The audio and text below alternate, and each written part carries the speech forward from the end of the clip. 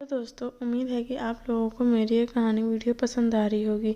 मेरे आज के कहानी का शीर्षक है ससुर आए ससुराल। तो चलिए शुरू करते हैं।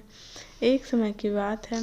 प्रीतमपुरा नामक गांव में एक जानकी नाम की लड़की रहा करती थी, जो कि एक लड़के से बहुत प्यार किया करती थी। उस लड़के का नाम था अमृत, और वो अमृत से बहुत प्यार किया करती थी, जिस वजह से वो अमृत से भागकर शादी कर लेती है। लेकिन ये बात उसके पापा को बिल्कुल भी अच्छा नहीं लगता है, और उसके पापा मना कर देते हैं शादी करने से। लेकिन तब भी वो शादी कर लेती है, और अमृत और जानकी एक दूसरे के साथ बहुत खुश रहा करते थे। लेकिन जानकी के ससुर बिल्कुल भी अच्छे नहीं थे। वो हमेशा जानकी से ढेर सारा काम करवाया करते, बाहर का भी काम कराते, अंदर का भी काम कराते, और बोलते कि पैसा कमा के भी लाओ, और दहेज भी मांगते हो कि वो भाग कर शादी की थी, इसीलिए वो बिल्कुल भी उसके पापा दहेज नहीं दिए थे, या फिर कुछ भी नहीं दिए थे। जिस वजह से उसके ससुर बहुत ही गुस्सा। अमृत जॉब पे जब चला जाता तो उसके ससुर उससे बहुत ज़्यादा कहते कि 1 रुपया भी लेकर नहीं आई हो, पता नहीं क्या करने कैसे आ गई इस घर में, निकल जाओ मेरे घर से, ऐसे वैसे। और एक दिन उसके पापा अपनी बेटी को देखने आते हैं कि मेरी बेटी अपने घर में खुश तो है ना। ठीक है, मैं अपनी सारी गलती, बेटी की सारी गलती माफ़ कर देता हूँ, और उसे एक बार देखने चला जाता हूँ। जिसे कहकर उसके पापा उसे देखने आते हैं, और देखते हैं तो उसके ससुर एक्टिंग कर लेते हैं सब कुछ खुश होने का।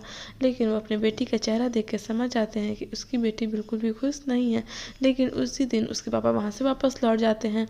लेकिन जब ऐसे ही करते करते अमृत वहाँ पे फिर कुछ दिनों में घर आता है, और देखता है सब कुछ, मतलब उसके ससुर अमृत के सामने भी कुछ नहीं बोलते थे, और उसके सामने भी, और जानकी को भी बोले थे अगर तुम कुछ बोलोगी तो तुम्हारे घर पर ही तुमको भेज देंगे।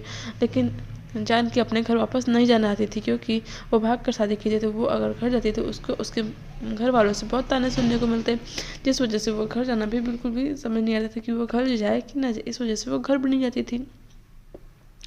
लेकिन कुछ ही दिनों में उसके पापा वापस उसके घर में बिना फ़ोन किए जानकी को जाते हैं, और देखते हैं कि अमृत जब घर पर नहीं रहता है तो उसके ससुर उसको बहुत डांटते, बहुत मारते थे, और कहते थे कि थोड़ा दहेज भी लेकर आओ, और उससे काम करने को भी बोलते थे।